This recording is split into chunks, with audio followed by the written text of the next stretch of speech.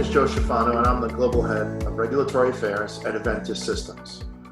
Eventus is a technology company that helps a broad range of clients with trade surveillance, compliance, and market risk needs across many asset classes globally, including equities, options, futures, fixed income, FX, and cryptocurrencies. As part of his virtual MarketsWiki event for 2020, John Lothian asked me to put together a brief talk on market manipulation and specifically spoofing. I've tailored this discussion for an audience that may be new to trading markets, working as interns or junior analysts at a financial or related institution. In other words, welcome to Market Manipulation 101. To the extent that you or your team would like more detail or some information on how to learn more about the subject matter, I'll provide some helpful resources at the end of the talk. Just setting the scene, we rarely describe enforcement activity in the trading world as a takedown, akin to FBI agents rounding up a bunch of drug dealers in the early AM hours out of bed. But following a series of investigations and much coordination between the Commodity Futures Trading Commission, the CFTC, and the Department of Justice, that is exactly what happened in January of 2018. 8 individuals were arrested for the crime of spoofing. 5 were traders at large global investment banks, 1 was the owner of a software technology firm, and 2 were traders at proprietary trading firms. In the following slides, I'll explain what spoofing is legally and in trading terms. Now, there are many colorful names for a market manipulation in trading markets globally. Spoofing, layering, momentum ignition, ramping, smoking, abusive squeeze, flashing, quote stuffing, the list goes on. But if you don't remember anything else from this presentation, please remember this. From a purely legal and ethical point of view, each of these activities are examples of one thing: fraud. I like to call that lying and stealing. Fraud is illegal in every jurisdiction globally, and it's bad for your firms, your clients, market participants generally, and the economy. Now, what I'm about to say is no oversimplification, but it is an important lesson. In the past, some argue that the definition of spoofing was not commonly understood or well-defined. Some even opine that there was a negligible difference between some of this manipulative activity and bona fide trading strategies.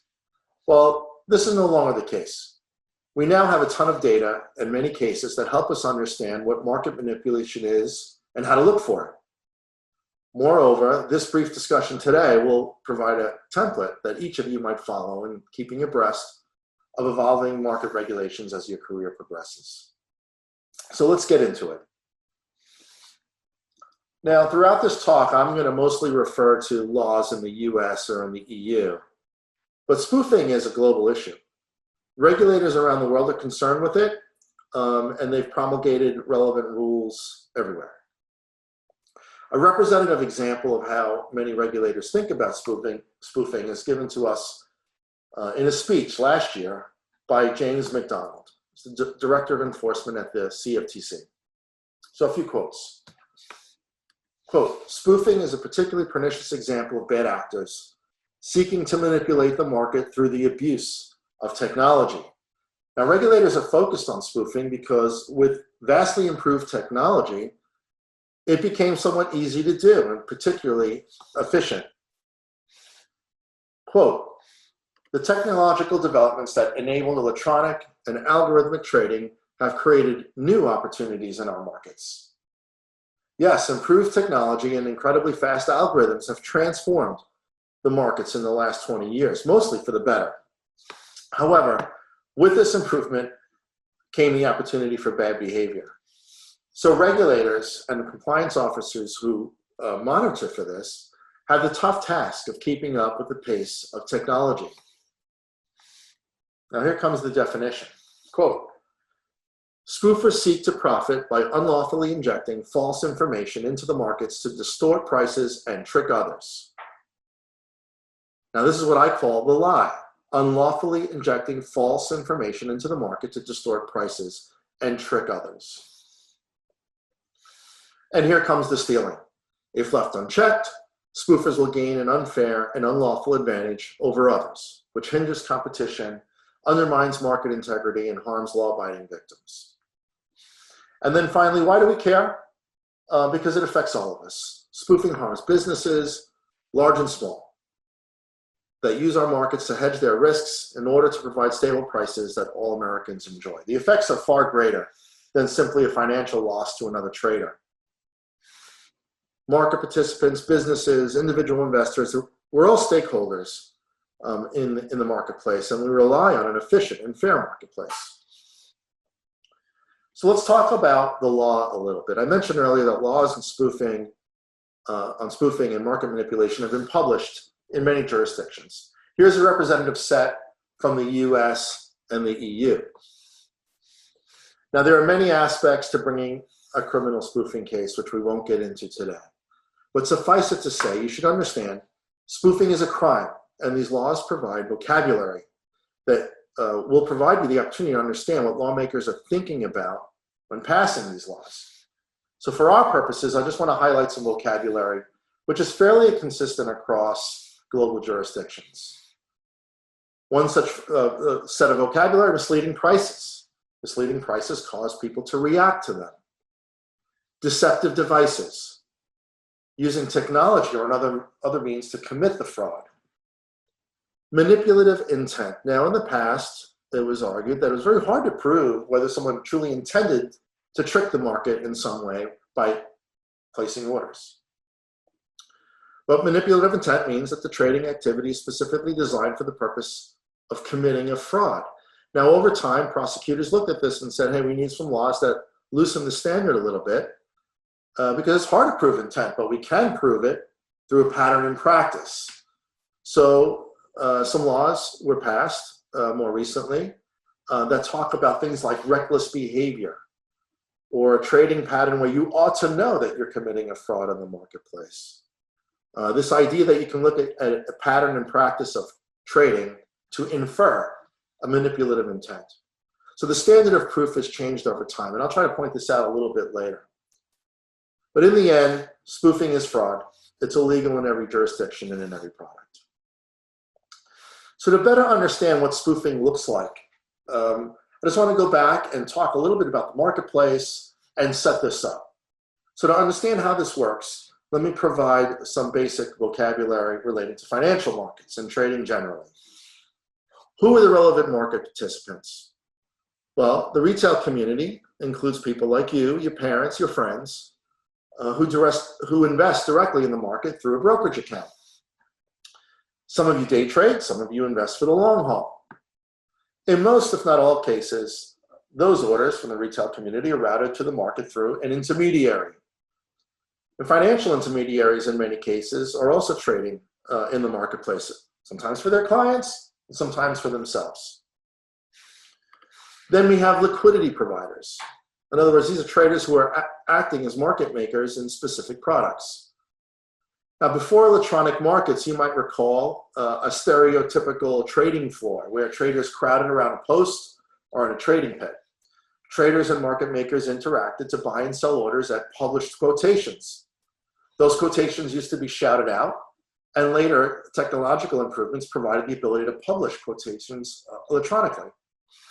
Today, most of this activity is electronic in nature, and liquidity provision happens in a number of ways. There are market makers, there are specific liquidity providers in many markets, there are proprietary trading firms or high-frequency trading shops that trade in the marketplaces, providing liquidity, and they all do this in a number of different venues.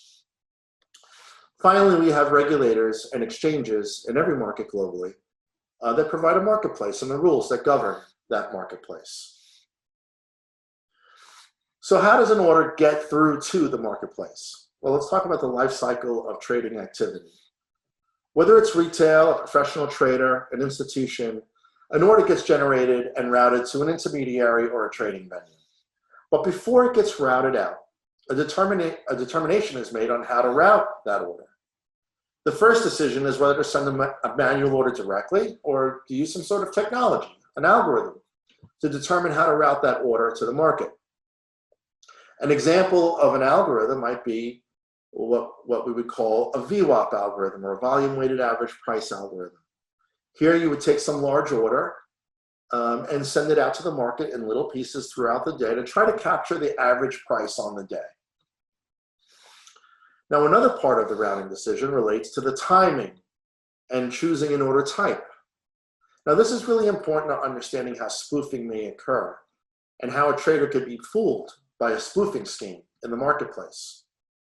So when I'm thinking about routing an order, I'm asking myself a few questions. Do I want to execute right now at the current price? Do I want to try and buy and sell at a better price by entering some sort of limit order? Do I want to display all of my interest at the same time? If I have a larger order, do I show my hand to the market, or do I send it out in little pieces? One example that's talked about a bunch as it relates to market manipulation of an order type is an iceberg order. Now, an iceberg order is a perfectly legitimate order. It simply takes your, let's say, larger order, let's say it's a 10,000 share order, routes the whole thing to the market, but only displays 100 shares, for example, at a time. As you get executed on the displayed quantity, it gets replenished, and you'll only be displaying that smaller portion at any given time. Now, the thing is that such order types can be used as a deception, and we will point that out a little bit later in the talk. But for the most part, iceberg orders are legitimate order types. Now, after all that decision making, which is typically very automated, the order finally gets routed to a trading venue. And then the most critical step in this discussion, anyway, is the fact that there is a feedback loop of market data. The executions, any cancels, the quotations that are happening, all that data is being used by traders to generate orders and determining how they want to represent their orders in the marketplace. So let's see if we can ferret that out and what that looks like in a time and sales quote. So here's a sample quote in a US equity. It's a typical time and sales screen on a recent trading day. So if we look across the columns, you'll see time, and then you'll see the bid side and the ask side. Ask and offer are words that are used interchangeably. So you'll see the venue that it's on, the size of the bid, and then the price, and then the same thing on the offer side. Now, remember when we talked about how technology has changed the game, and just be interesting to note here, look at the timestamps. These quotes are changing rather rapidly. They're in milliseconds and microseconds. Now, this is only possible, obviously, with very sophisticated technology and very fast algorithms. Now, there's a bit of a complicated view on this time and sales screen. If you look at the venues, you'll notice some exchanges, and then you'll see something called the NBBO. Well, in the equities markets, there are 13 US equities exchanges, and there is a BBO for each of those exchanges. In other words, the best bid and offer for that exchange. And then what we're going to focus on today is the NBBO, or the National Best Bid and Offer, which is a composite picture of the best bid and the best offer across all of those venues. Now here, for example, here's an NBBO at a specific time. The bid is 39,400 shares at a price of $8.10, and there are 800 shares offered at a price of $8.16. That's the NBBO. Now, as it relates to market manipulation or spoofing, the question is, by looking at this picture, the bid showing many more shares than the offer, would you be willing to make a bet on whether the stock is going up, at least in a tiny sliver of time? Is it going higher? That would seem to be a good bet, just based on this picture. If you had some sort of automated strategy capable of trading in these time increments, you might decide to join the bid here. Or perhaps you might lift the offer and get ahead of the buy imbalance. On the other hand, is one-sided interest a clear sign of manipulation? Or is it simply that there were more buyers than sellers at the moment? Suffice it to say, there are more buyers than sellers here, and that might indicate where the market is going. Let's take a look at another example. Here we have a quote in the E-mini S&P, in an E-mini S&P futures contract. Now, it's the same concept as the last screen, except that the E-minis only trade on one venue. They trade on the CME. So what is the market telling us here? We see a quote here of 64 contracts on the bid, 58 contracts on the offer. Not as much as an imbalance as the last quote that we saw. Can we infer anything? There's less of an imbalance. Can we find spoofing here? Would you make a buying or selling decision based on this quote? The point here is that the market participants, particularly those trading electronically in some way, may use quotes to determine when to participate passively or aggressively, or at all. Here it is possible that someone might see the larger bid and decide to trade.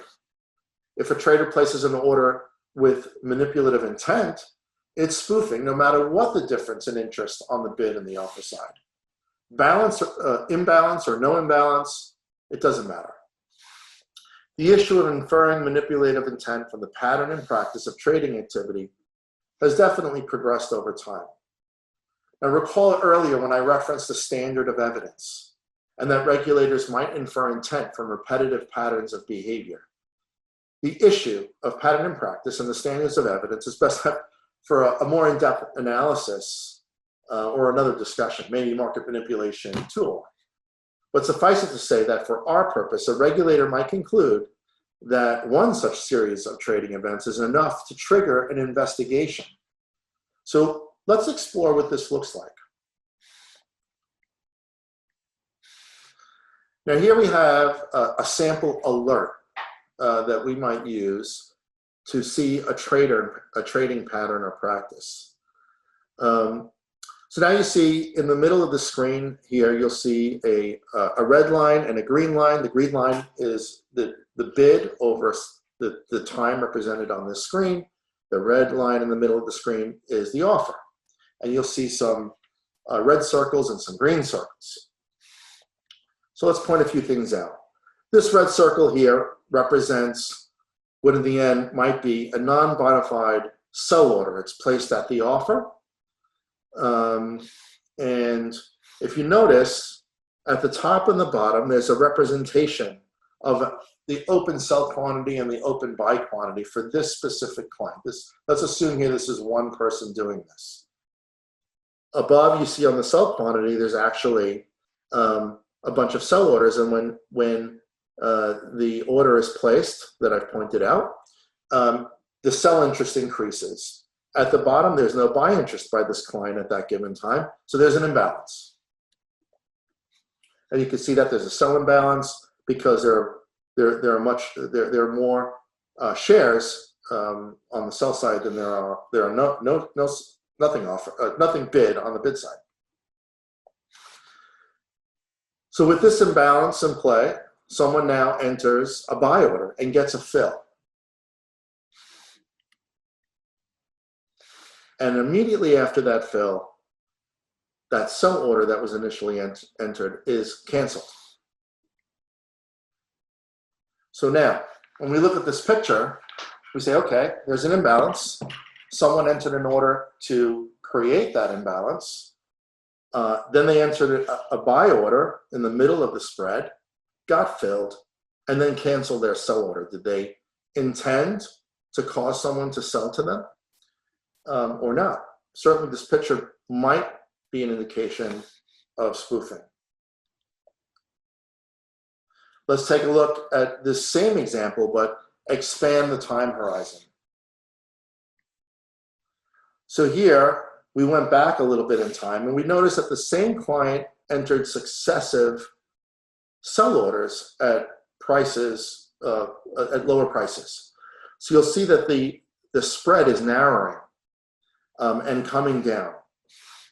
So this activity occurs, and then a short time later, here's the activity that we just looked at on the prior slide, where they entered a sell order, followed by a buy order in the middle of the spread, and then got a fill, and then canceled their sell order. And then look what happens right after.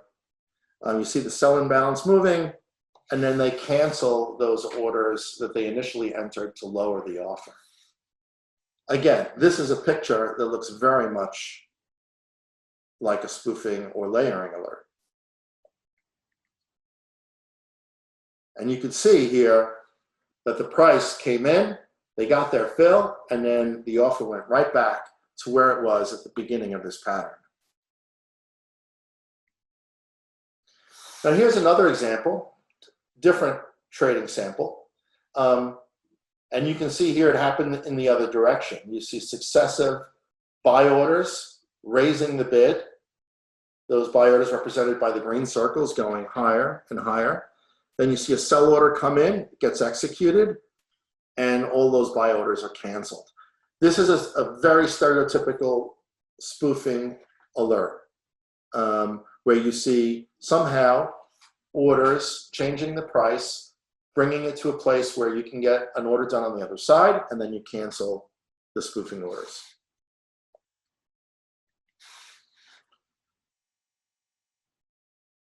So how do we stay informed? How do we stay informed with what regulators are saying about this spoofing over time?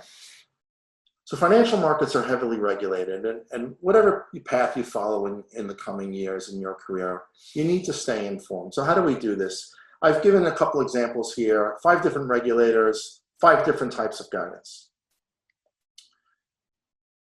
Exchanges like the CME will publish advisory notices, and this is, I'm just happen to show you the example of the CME's notice on disruptive practices that are prohibited, Rule 575. The FCA in the United Kingdom publishes guidance.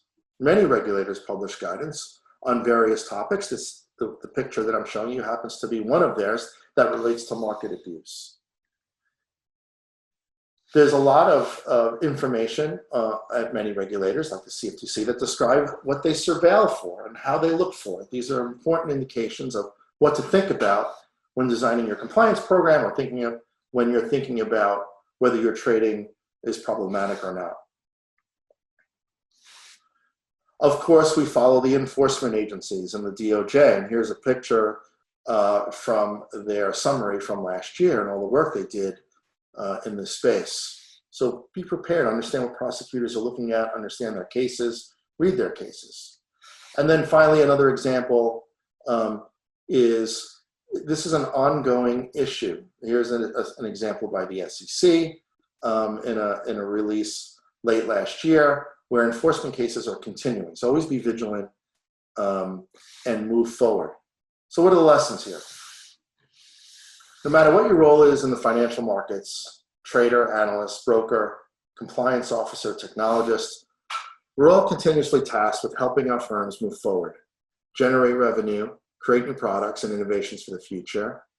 And here the key is to do it all within the bounds of our respective regulatory frameworks. Your firms undoubtedly have some version of these concerns and goals. Culture of an organization or your team or your division, that tone is typically coming from the top. Training, pay attention to your training. You have a very hardworking legal and compliance staff who are there to help you. Ask them questions. Supervision, the buck has to always stop somewhere, and every firm has policies and procedures to ensure its rules are followed. Pay attention to those. Then, of course, there's surveillance. No matter how hard we work at the prior 3 items, all of our firms have surveillance methods for trading and for other topics to ensure that things happen above boards. Now, as I mentioned earlier, I promised a set of resources. There are many resources out there. You can certainly look at these slides afterwards and grab these links that I've listed here at various regulators. You can also follow the news. Clearly, our sponsor here, John Lothian, puts out a fantastic set of news on a daily basis, and it's a great place for you to stay informed. So with that, I'd like to say thank you for listening. Remember, spoofing is lying and stealing. It's a fraud. And in all things, when it comes to regulation, do the right thing, especially when no one's looking. Thank you for listening.